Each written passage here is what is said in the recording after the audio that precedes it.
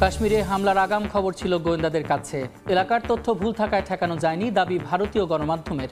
ভারত পাকিস্তান উত্তেজনা নিরসনে রাশিয়ার হস্তক্ষেপ। গাজায় মানবিক বিপর্যয়, কেবল বোমা হামলায় নয়, প্রাণ যাচ্ছে অনাহারেও। ক্ষুধার জ্বালায় মারা গেছেন অন্তত 57। খাদ্য এবং ঔষধ ঢুকতে দিচ্ছে না ইসরায়েল। বিমান হামলায় নিহত আরও 39। রুশ বিজয় দিবসের আগে ইউক্রেনের শীতল হুমকি। মস্কোয় বিশ্ব নেতাদের নিরাপত্তা নিশ্চয়তা দিতে পারবে না কিয়েভ। পুতিনের যুদ্ধবিরতির প্রস্তাবকে নাটক আখ্যা জেলেনস্কির। অস্ট্রেলিয়া নির্বাচনে লেবার পার্টির ভূমিধস জয়। দ্বিতীয় মেয়াদে প্রধানমন্ত্রী হলেন অ্যান্থনি আলবানিজ।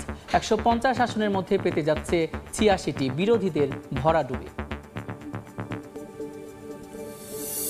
এবং হজ যাত্রীদের জন্য মক্কায় আবাসন সুবিধা বাড়ালো সৌদি আরব। 3161টি ভবনকে দেওয়া হয়েছে লাইসেন্স। স্বাচ্ছন্দ্য এবং নিরাপত্তা নিশ্চিতে উদ্যোগ। জম্মু কাশ্মীরের পেহেলগামে সন্ত্রাসী হামলার আগাম খবর ছিল ভারতীয় গোয়েন্দাদের কাছে। তবে এলাকা ভুল হওয়ায় হামলা ঠেকানো যায়নি বলে দাবি দেশটির গণমাধ্যমের। গোয়েন্দা সংস্থাগুলোর মতে হামলার সময় দুটি বিদেশি এবং দুটি স্থানীয় সন্ত্রাসী গোষ্ঠী জড়িত ছিল। পাকিস্তানের বিরুদ্ধে ষড়যন্ত্র করার জন্য ভারতের প্রধানমন্ত্রী নরেন্দ্র মোদীকে দোষারোপ করছেন পাকিস্তানের প্রধানমন্ত্রীর উপদেষ্টা রানা সানাউল্লাহ। এদিকে ভারত পাকিস্তান উত্তেজনা ঠেকাতে কূটনৈতিক প্রচেষ্টা শুরু করেছে রাশিয়া। কাশ্মীরের পেহেলগামে পর্যটকদের ওপর হামলার পর থেকেই থমথমে ভারত পাকিস্তান রাজনৈতিক পরিস্থিতি। এমন উত্তপ্ত পরিস্থিতির মধ্যেই এই হামলাকে ঘিরে সামনে এসেছে এক চাঞ্চল্যকর তথ্য। ভারতীয় গণমাধ্যম দ্য হিন্দুস্তান টাইমসের তথ্য মতে পেহেলগামে হামলার আগেই এই সম্ভাব্য হামলার বার্তা পৌঁছেছিল স্থানীয় নিরাপত্তা বাহিনীর কাছে। তবে সেই গোয়েন্দা বার্তায় ভারতের প্রধানমন্ত্রী নরেন্দ্র মোদী নির্ধারিত সফরের সময়কে ঘিরে হামলার স্থান হিসেবে উল্লেখ ছিল শ্রীনগরের আশেপাশের এলাকা। 19 এপ্রিলে সেই সফর বাতিল হলেও 4 দিন পরই 22 এপ্রিল হামলা হয় 90 কিলোমিটার দূরের পেহেলগামে। প্রাণ হারান 26 জন। এই গোয়েন্দা ত্রুটির দায়ভার ঘিরে প্রশ্নের মুখে স্থানীয় প্রশাসন। যদিও পুলিশ ও সেনাবাহিনী আগাম সতর্ক ছিল, তবে গোয়েন্দা প্রতিবেদনে স্পষ্টভাবে পেহেলগামের নাম ছিল না। প্রতিবেদনে আরও জানানো হয়, হামলার পর থেকে জঙ্গিরা স্থানীয় এলাকায় লুকিয়ে রয়েছে বলে আশঙ্কা করছে স্থানীয় নিরাপত্তা বাহিনী। গোয়েন্দা সংস্থাগুলোর মতে হামলার সময় দুটি বিদেশি ও দুটি স্থানীয় সন্ত্রাসী গোষ্ঠী জড়িত ছিল। স্থানীয় গোষ্ঠী দুটি পর্যটকদের একপাশে জড়ো করে, এরপর গুলি ছোড়ে বিদেশি সদস্যরা। বৈসারান উপত্যকায় মাত্র একটি প্রবেশপথ ও টিকিট ব্যবস্থা থাকায় কেউ পালাতে পারেননি বলে দুঃখ প্রকাশ করেছেন এক কর্মকর্তা। এদিকে পেহেলগামে পর্যটক হত্যার পর পাক ভারত উত্তেজনা নিয়ে ক্ষোভ জানিয়েছেন পাকিস্তানের প্রধানমন্ত্রীর উপদেষ্টা রানা সানাউল্লাহ। পাকিস্তানের বিরুদ্ধে ষড়যন্ত্র, অর্থনৈতিক ধ্বংস এবং কাশ্মীরে নিপীড়ন বৃদ্ধির জন্য ভারতের প্রধানমন্ত্রী তীব্র নিন্দা জানিয়েছেন তিনি। ফয়সালাবাদে এক অনুষ্ঠানে তিনি জানান, নরেন্দ্র মোদী আন্তর্জাতিক মুদ্রা তহবিলকে পাকিস্তানের চুক্তি বাতিল করতে বলেছিলেন। ভারতের একতরফা ভাবে সিন্ধু নদ চুক্তি বাতিল আন্তর্জাতিক আইন লঙ্ঘনের সমান বলেও মন্তব্য করেন তিনি। এই উত্তপ্ত পরিস্থিতিতে হস্তক্ষেপ করেছে রাশিয়া। ভারতের পররাষ্ট্রমন্ত্রী জয়শঙ্করের সঙ্গে ফোনে কথা বলেন রুশ পররাষ্ট্রমন্ত্রী সের্গেই ল্যাভরভ। শান্তিপূর্ণ সংলাপের মাধ্যমে সমস্যা মেটাতে সিমলা চুক্তি ও লাহোর ঘোষণার আওতায় আলোচনা চালানোর আহ্বান জানিয়েছে মস্কো। অবরুদ্ধ গাজা উপত্যকায় ইসরায়েলি হামলার পাশাপাশি প্রকট আকার ধারণ করছে দুর্ভিক্ষ। খাদ্য এবং ঔষধের সংকটে এরই মধ্যে প্রাণ হারিয়েছেন অন্তত 57 ফিলিস্তিনি। এছাড়া একদিনে ইসরায়েলি বিমান হামলায় নিহত হয়েছেন আরও 39 জন। আন্তর্জাতিক জলসীমায় গাজামুখী ত্রাণবাহী জাহাজে ড্রোন হামলার সুষ্ঠু তদন্তের আহ্বান জানিয়েছে জাতিসংঘ। মেয়ের বিয়ে হয়েছে মাত্র 2 দিন। সেই সদ্য বিবাহিতা মেয়ে ও তার স্বামী ইসরায়েলের বিমান হামলায় নিহত হয়েছেন। নতুন জীবনে পা রাখতে না রাখতেই মেয়ের এমন মৃত্যুতে শোকে কাতর মা। তারা তো কিছুই করেনি, 2 দিন হলো বিয়ে হয়েছে, কি দোষ ছিল ওদের? শনিবার দিনভর ইসরায়েলি বিমান হামলায় নিহত হয়েছেন অনেকেই। খান ইউনুস শরণার্থী শিবিরে রাতে ভয়াবহ বোমা হামলা চালিয়েছে তেল আবিব।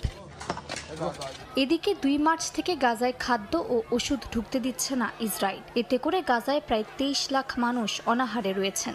উপত্যকাটিতে এখন শুধু বোমা হামলায় নয়, ক্ষুধায় প্রাণ হারাচ্ছেন শিশুসহ অনেকে। এদের মধ্যে অনেকেই চিকিৎসার অভাবে মারা যাচ্ছেন। স্থানীয় স্বাস্থ্যকর্মীরা বলছেন, দ্রুত ত্রাণ সহায়তার ব্যবস্থা না করা হলে অনাহারে মৃতের সংখ্যা বাড়তেই থাকবে।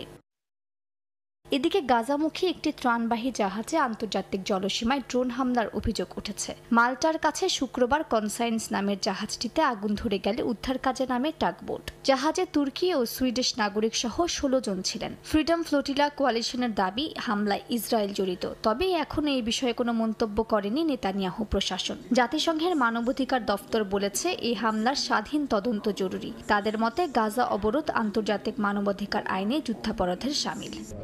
ইয়েমেন থেকে ছোড়া একটি ক্ষেপণাস্ত্র ভূপাতিত করার দাবি করেছে ইসরায়েলি সেনাবাহিনী। ইসরায়েলের প্রতিরক্ষা বাহিনী আইডিএফ জানায়, শনিবার ভোরে জেরুজালেম সহ বিভিন্ন এলাকায় সাইরেন বেজে ওঠে। তবে ক্ষেপণাস্ত্রটি গন্তব্যে পৌঁছার আগেই প্রতিহত করা হয়। এটি হাউথি বিদ্রোহীদের ছোড়া চতুর্থ ক্ষেপণাস্ত্র বলে দাবি তাদের।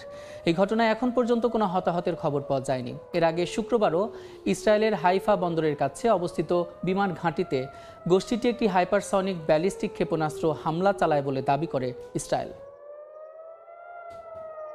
রাশিয়ার বিজয় দিবস উপলক্ষে মস্কোর প্যারেডে অংশ নেওয়া বিশ্ব নেতাদের নিরাপত্তা নিশ্চয়তা দিতে পারবে না ইউক্রেন।